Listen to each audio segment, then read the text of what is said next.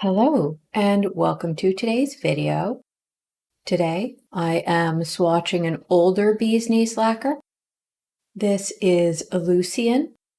I think this is a pastel mini flake polish, but it could just be a large particle shimmer. It has a pale pink base and shifts from pink to peach to gold to green to blue and lavender. Primarily, the colors you will see are a pink and gold, but it shifts pretty easily to the others. The most shy color is an orange with some red lean. In the first coat, you can see the visual texture of the polish. In this lighting, you are mainly getting the golden shift, but there is a more true yellow and a hint of pink in there. The base does have a light pink tint, but it is subtle.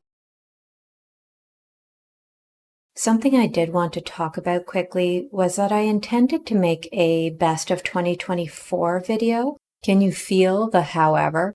However, for those that don't know, Canada Post has been on strike since late November, so my Black Friday purchases are stuck in limbo.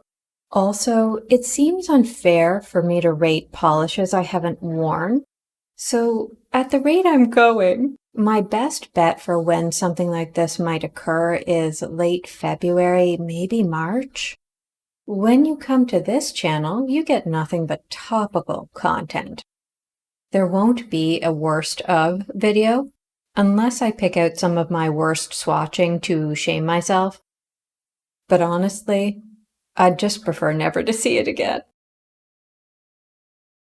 On the second coat, you can see how it does deposit more particles, but it doesn't really give the polish much more opacity. I think now you can see the odd particle shift to green, but we are still mostly getting that gold to yellow to pink.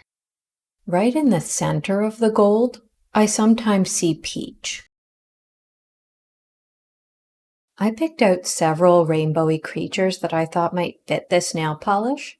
Then I realized they were too dark. But I did still find a few things I thought could work, but none fully embody all of the colors of the polish. The first is the Rosy Maple Moth. It is a fuzzy golden moth with pink highlights. They look a little like someone accidentally mistook them for a pile of shaved ice and poured colored syrup on them. There is also a fish that I think fits. The pink Mao Mao has a band of pale pink that runs along the dorsal fins, and the males have some yellow fins. We have 4 full hand shots today, because I was trying to get some of the shifts that were more shy. In the first one, we immediately get some gold, some green, and some of that pink base. As I move around to the left, you get way more of that green and a small amount of blue on my pinky. And you can see how sheer it is when I move my fingers. In person, I don't find that I notice my nail line a lot, but I'm also very desensitized to seeing it. In this case, it's definitely there to be seen. I chose this one because I thought it would match the visual texture of the Salty Mermaid on my other hand. The Salty Mermaid is a bit of a foil-like polish. This isn't a foil, but I thought it could match the luster of the other one, but you will never get Elucien opaque. For the second shot, I just faced the window because I wanted to show you those violet, blue, and green shifts.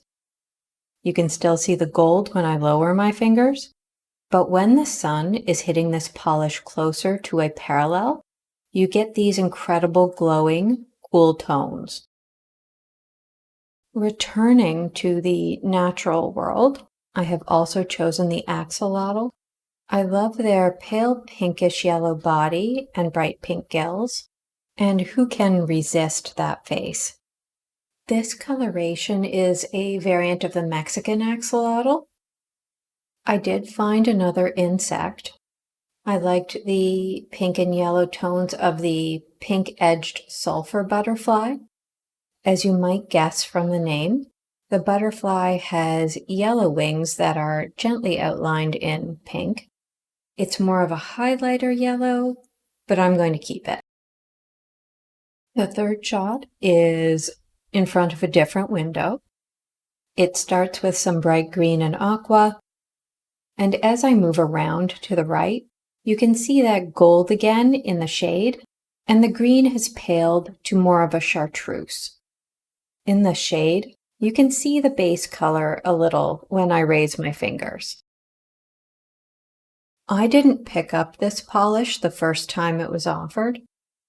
Mine is a 2.0 version re-released before BKL shut down temporarily.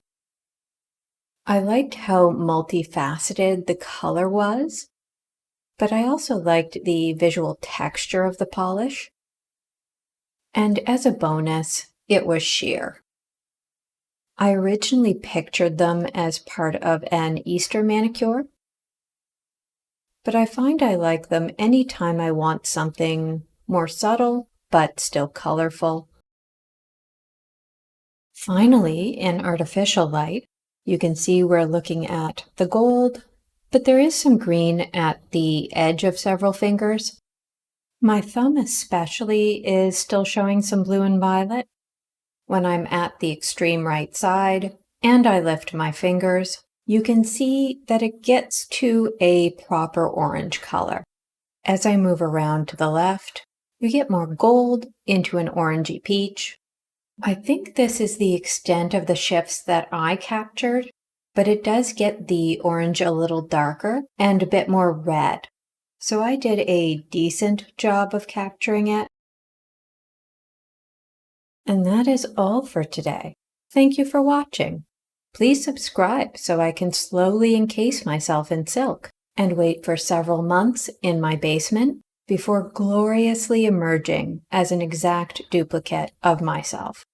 Please enjoy a clip of a wild rabbit visiting the back door for a snack. Just wanted to show Bunny has arrived today.